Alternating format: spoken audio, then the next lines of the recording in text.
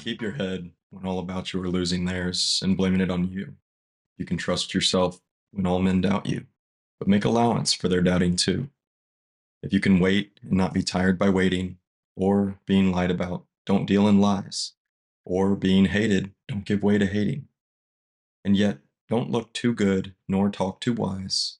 If you can dream and not make dreams your master, if you can think and not make thoughts your aim, if you can meet with triumph and disaster and treat those two impostors just the same, if you can bear to hear the truth you've spoken, twisted by knaves to make a trap for fools, or watch the things you gave your life to broken, and stoop and build 'em up with worn out tools. If you can make one heap of all your winnings and risk it on one turn of pitch and toss, and lose and start again at your beginnings, and never breathe a word about your loss. If you can force your heart and nerve and sinew to serve your turn long after they are gone, and so hold on when there is nothing in you except the will which says to them, hold on. If you can talk with the crowds and keep your virtue, or walk with kings, nor lose the common touch, if neither foes nor loving friends can hurt you, if all men count with you but none too much, if you can fill the unforgiving minute with 60 seconds worth of distance run, yours is the earth and everything that's in it. And, which is more, you'll be a man, my son. Obviously, that is the poem If by Rudyard Kipling. And it's something that perhaps a bit cliche. It's a poem that I've held near and dear. I remember being in grade school and actually memorizing it and reciting it at a like a school presentation. But it's one of those very rare occasions where it's something that you're probably exposed to or taught way too early in life. It sticks with you, and the beauty of the fact that you're tried someone tried to teach you about it early on and it didn't stick and nothing worked. The fact that you, though, were exposed to it allows you to then go back and revisit it later in life when perhaps it carries a little bit more meaning. Um, this is one of those things for me, but it's also one of those things that today, especially, really just it just keeps rolling in my head. I unfortunately don't have it memorized like I once did. As you could tell, I was reading from a screen, but the first line of this poem is so prescient right now. If you can keep your head when all about you are losing theirs and blaming it on you. Now, is anybody blaming me specifically for something? No. Is anybody blaming others for things? Yeah, well, there's plenty of blame going around. But the reality is that it's that can you keep your head when all about you are losing theirs? Today is a day where everyone is collectively losing their minds. I wanted to make a quick video for you all as clients of mine and as people who I would like to believe seek advice and insight from me about the state of not only investment markets but global economic affairs, the state of things as they are, and then of course try to provide some sort of insight into what potential trajectory they have going forward. We both know I'm not a crystal ball gazer. I'm not here to try to tell you what's going to happen and then, of course, never be held to the fire when it does or doesn't play out. That's not the game that I'm playing. Instead, what I'm much more interested in is trying to keep a very practical and pragmatic view of what's happening and what the real net effect is. Um, yes, Trump did announce his let's call it Liberation Day or whatever he's calling it, um, tariffs. The I'm not going to rehash most of the details about them because chances are they've been beaten into you by every which saber rattling, fear stoking network or avenue you might seek out for information about the world at large. Everybody's wanting to talk about it.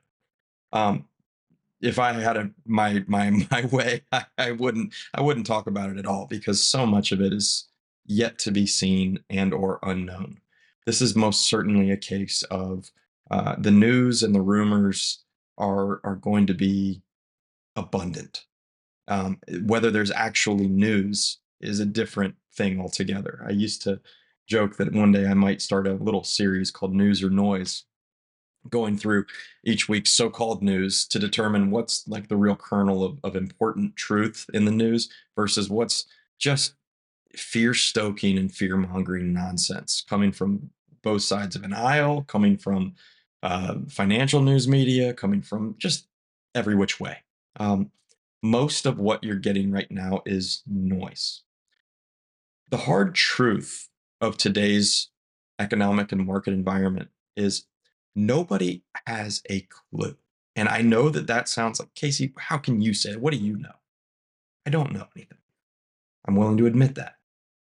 But moreover, anyone who claims that they know how tariff based policies are going to work is obviously not a very good student of history, because if you were, and if you're going to claim to be, you would know that tariffs very rarely, tariff based policies very rarely play out in any kind of consistent pattern. And why that's important is there nothing to be learned from the past? No, I don't suggest that at all. There's a lot to be learned. But the state of affairs in an environment when tariffs become a key central focal point for policymaking, that is never the same. So that's why it's so hard to find consistency. It's not like tax reforms where the tax code stays 80 to 90% the same, but there's little reforms here and there. Okay, you can see which reforms tend to be better or worse. But in the large, broader perspective, very rarely do we have, and again, looking through history, we don't have a baseline to reflect on. And that's, I think, the key kernel of truth in how this is being treated right now. Is anyone who's saying they know what's going to happen or how it's going to work out or what's even going to happen tomorrow, they're lying. They are absolutely lying. This is, and for that reason, that's why there's so much, let's say, chaos and calamity. There isn't a baseline. No one could know. And I'm seeing some interesting, let's say, news headline type stories coming through various channels that I check on to sort of get what's being spat out there.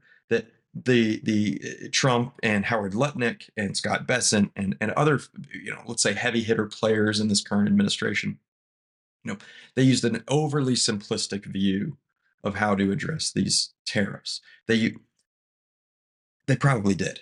I I I'm sure it was overly simplistic because there's no possible way that you could do anything but oversimplify it.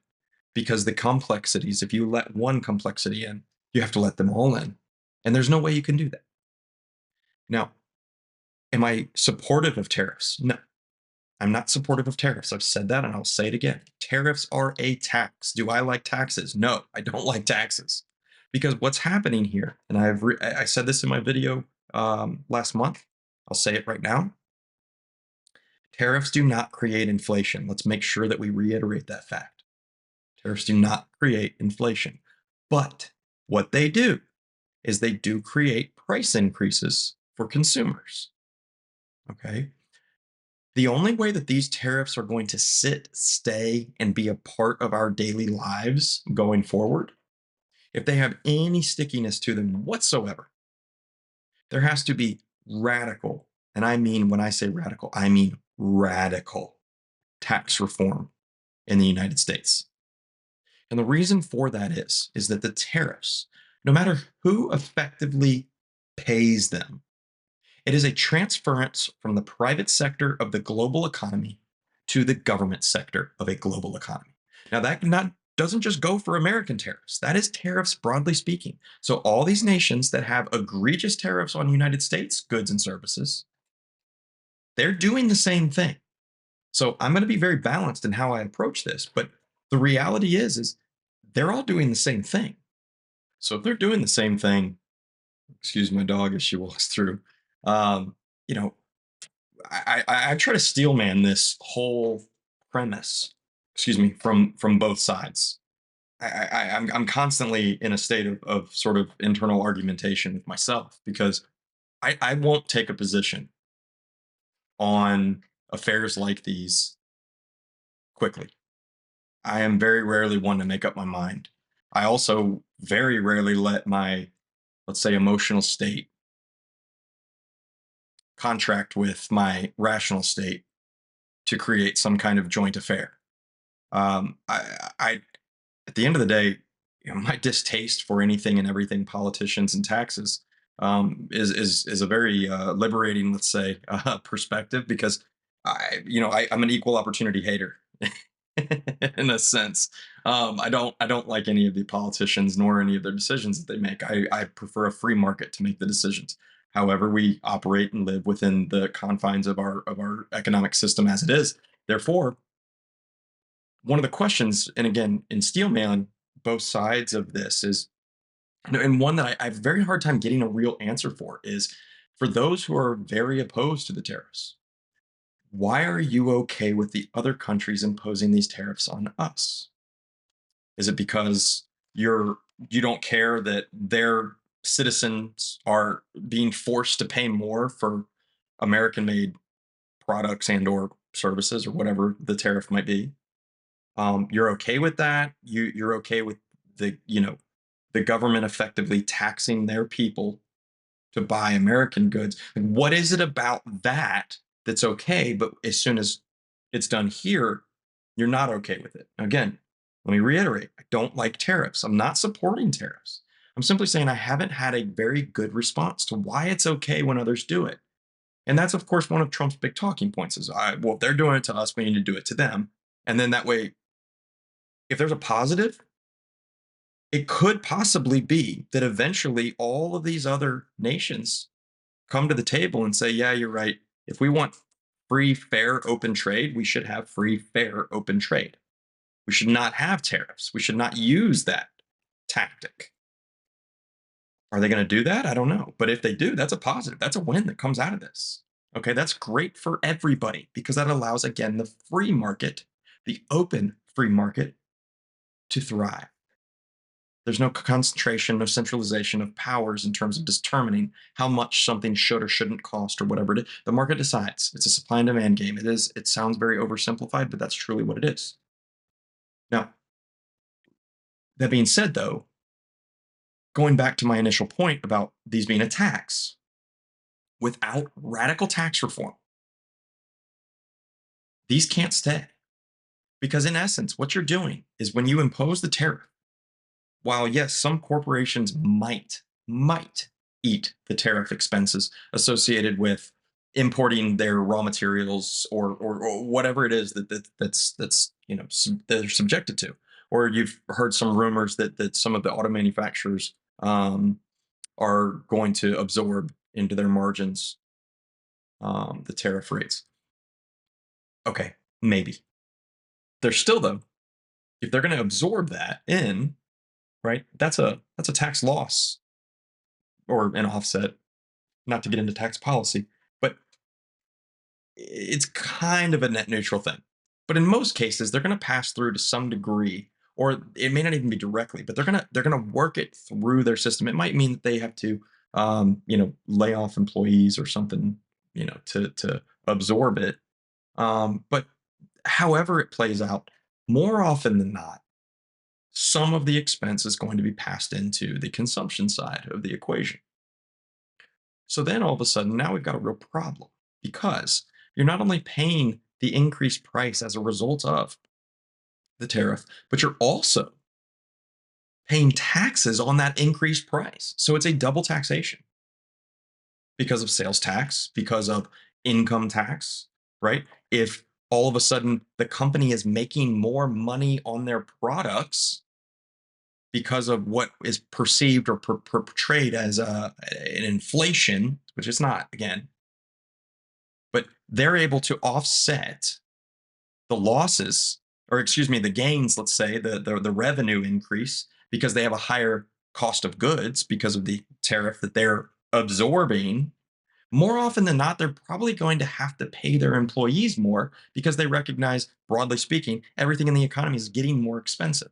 So they pay their employees more, and now all of a sudden the income tax is going to hit. So whether it's on the consumption side or on the income side, ultimately, what makes tariffs so dangerous is they're not only a tax, but they become a compound tax because you now get taxed on this higher tax. So without radical tax reform, you can't be running these hot these hot tariff numbers, because eventually it will just absolutely consume the consumption economy. It will consume the American way. So my question is what is on the table? What's going to happen? Something is going to happen, because you can't play this game without something happening. And that's why I think it's not part of the discourse. Oh, this is going to collapse the economy. It's going to create a recession. It's going to da da da. And it's look, I'm not saying it's not going to do any of those things, but my whole thing is there have to be other changes to complement this in order for it to actually work. Therefore, why would they do it without having those already kind of loaded into the cannon? Now, some would say it's just pure incompetence. That's why, because big orange man bad, he do bad things, therefore bad. Stop. Do yourself a favor and stop thinking like that. That's not to say that he's not a bad guy or you dislike him for every reason in the world, and that's totally fine. I don't care what you think about the guy. Don't let that cloud your rational judgment and thought as you're looking at what's going on. Because what that does is now you're all of a sudden ascribing it to ignorance. So you're missing the fact that there may not be ignorance, right? There may be some other factor involved here. There may be massive tax reforms. If that were to happen, let's say a twofold win-win situation were to play out, which is win number one, and this isn't just win-win for America, it's actually a win-win globally. But win number one is, okay, these other countries go, you know what? When we need the American consumer, we can't continue thriving if we can't get our products into their marketplace at a good price. So you're right. The American manufacturing base, as gutted as it is, you know what? They make good things. They have some good products. They have some good. We should let them sell in our country, and we'll sell our stuff in their country, and it's a win-win for everybody, right? The only people that don't win is the governments, because the governments don't make as much revenue because they don't have tariffs in place to generate revenue. Okay, that's win number one. Win number two is you get the radical tax reform. So the tariffs come off the table, and the tax reform stays if we get tax reform in the first place. And I mean, when I say radical tax reform, like I cannot emphasize that point enough. This is a theoretical bargaining chip with all of the special interest groups that are at the table every time the word that starts with T, tax, comes up. All these special interest groups flood in with their dark money or their dark money pooled monies for lobbying efforts and whatever else it might be. And they're ensuring that Congress and the White House keep the tax policy as complex as it is and ensure that they have their little carve outs for every little special interest group to ensure that they have some kind of tax regime that benefits their environment. So that complexity actually, mired in that complexity is the American taxpayer, right? They're just completely like stuck in the swamp of taxation, right? It just drags. It's like a peat bog or a peat bog, excuse me. They just you kind of stand in them, and if you stand in them too long, you start to go down. Like you start to move. You got to move quick. They just absorb. They just collect the American taxpayer in all that complexity. If you got major tax overhauls and an overly simplified income tax slash, broadly speaking, internal revenue code, okay, run the tariffs longer until other parties come to the bargaining table or whatever the end game is. I don't know. I'm not going to try and read the future. But without that key piece, this does not work. And it's going to fail. No, it actually doesn't work. It's one thing for something to potentially have a chance of working, but it fails. This is a non-starter. That just doesn't happen. So that's my big question right now is what kind of additional reforms are going to be piggybacked onto this?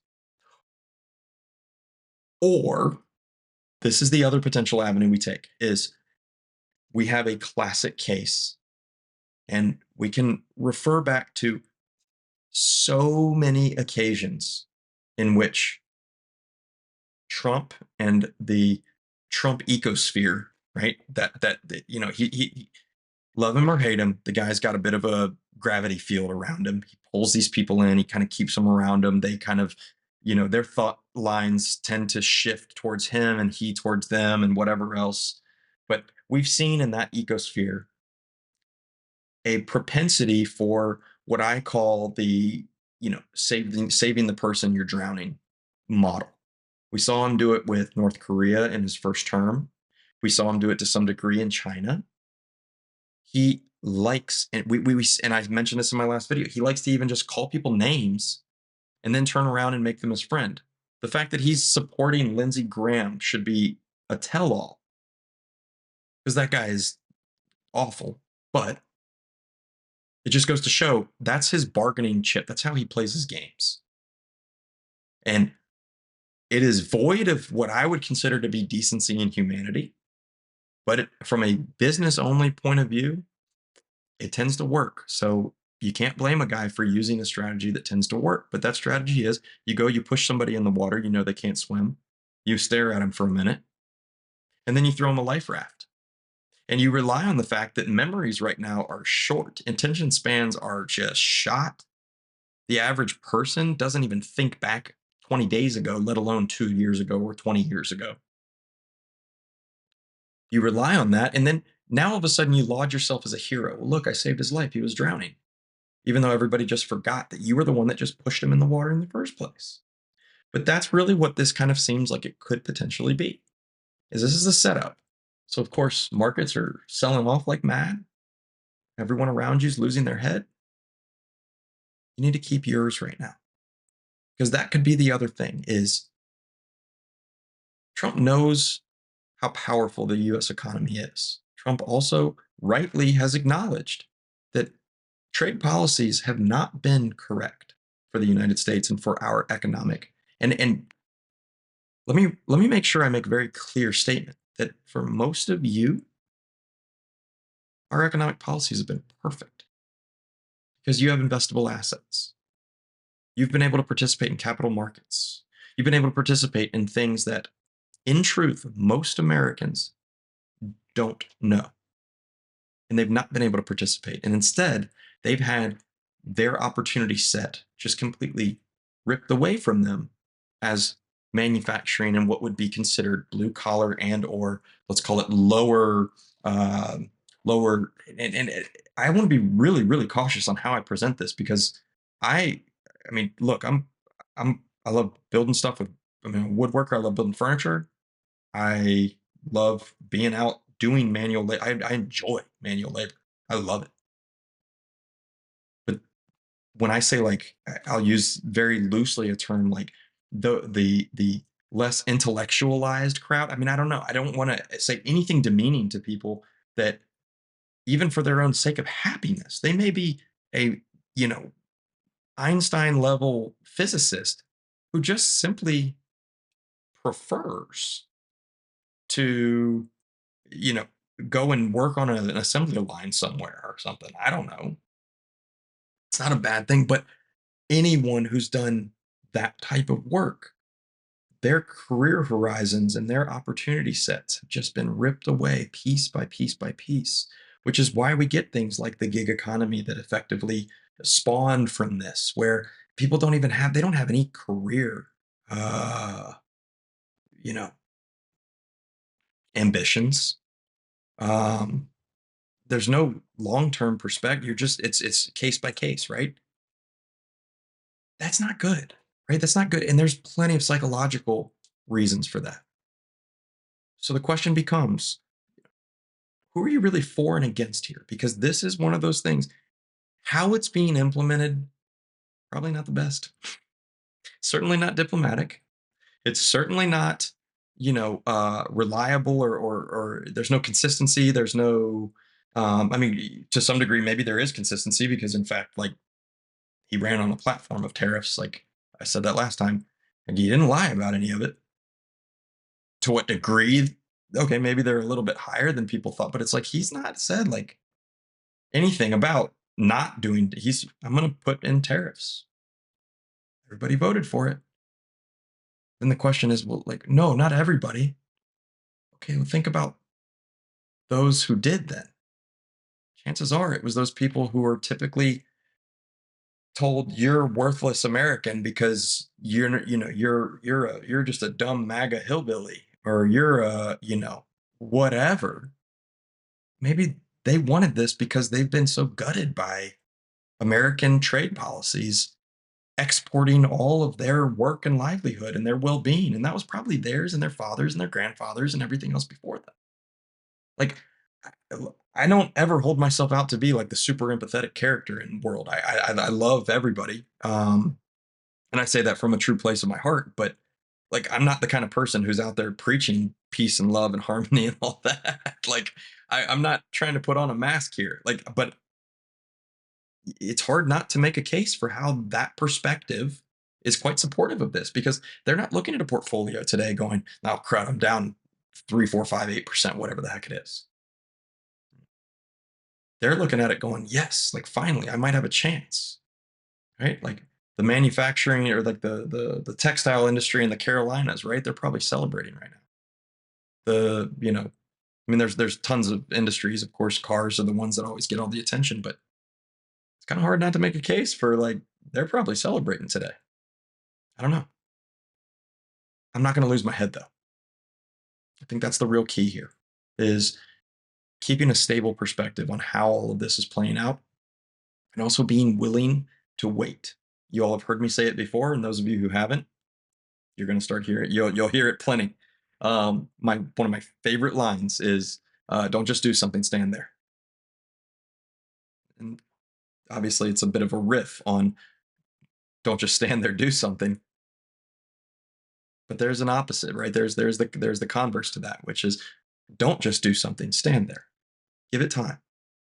If there's anything we know about investment successes and investment returns and investment reward, one of the premiums, or in other words, one of the return premiums, the things that you get back, one of the ways that you get money back is extreme patience. It's one of the most reliable ways to get great investment returns, is exhibit extreme patience. This is the time to be patient. The last note I'm going to leave you on, because again, this is a bit more of a philosophical talk, but it's because there's nothing material that I have. I can tell you, no, I can show you the charts on what the tariffs are, but I can tell you, don't panic right now. I'll tell you when it's time to panic. I will be the first one to ring you up and say, "It's time we panic. Here we go." I have trimmed a good bit of equity leading up to today because I had plenty of signals telling me I should trim, but not sell out. So of course, we're going to have some downside performance, right? We're going to experience that. That's okay. That is part of investing. But that final note I want to leave you on is, everyone talks about when they are, you know, in reading a book or studying, or, "Oh, Warren Buffett this," or whatever. Everyone talks about, well, the best time to buy is at the bottom and the best time to sell is at the top. How many people are getting their wallets out today going, "Buy everything. I want it all"? Not a lot of people. Now, am I suggesting today's the right day to buy? No, I'm not. There's still plenty of time to work out. But take the experience of feeling what the news cycle has done to you, what market ticker tapes have done to you, what all of this calamity that you may, or maybe you've been able to avoid all of it. And if so, like, tip my hat to you. Great. But take the experience that you're feeling right now in this moment and say, "Are you ready to stroke a check and put it in your account? And let's go ahead and hit the panic, not the panic, hit the buy button and just mash it and just buy things."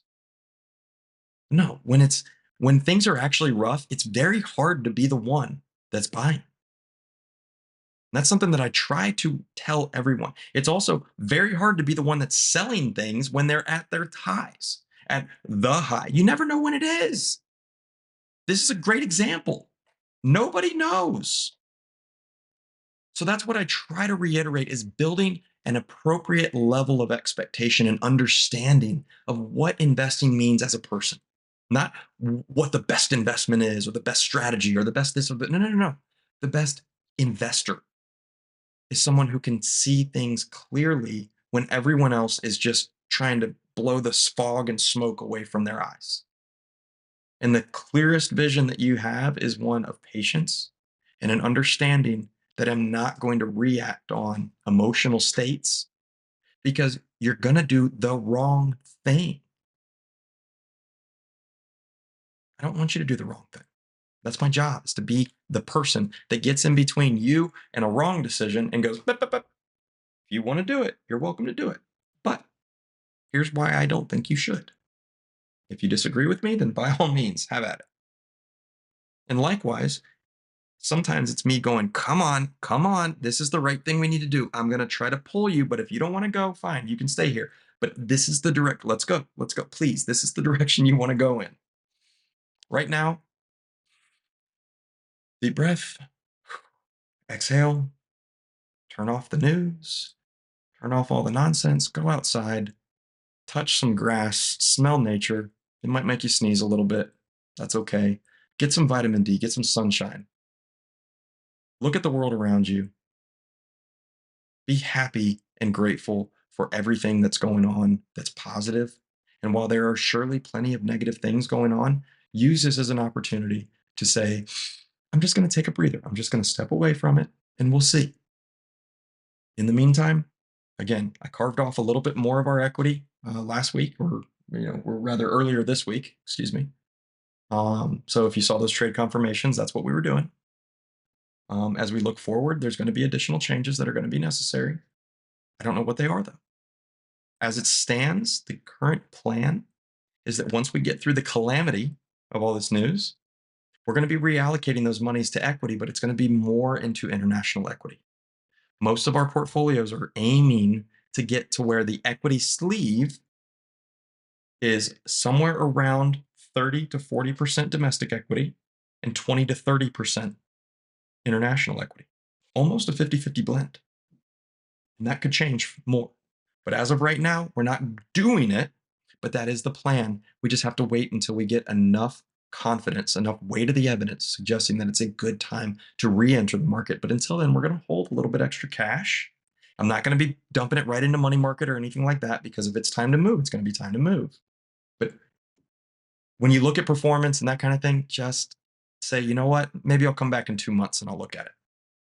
Because I can tell you, the world is going to be a radically different place in 2 months. Just like it was a pretty radically different place 2 months ago. Right. So with that, um, I'd love to say that I had some like perfect little closing clip from the poem If. I don't. But in reality, you know, maybe the one line that might be most apropos in this case, is if you can make one heap of all your winnings and then risk it on one turn of pitch and toss and lose, but then start again at your beginnings and never breathe a word about your loss, boy, wouldn't that be an incredibly strong character to be able to literally lose everything and just never say a thing about it and just carry on and keep building.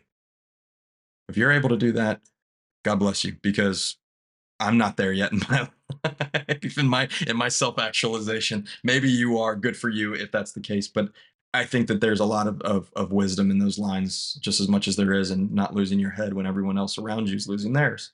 And that is, you know, the true kind of sense of character is the individual that doesn't define themselves on their winnings or their losings.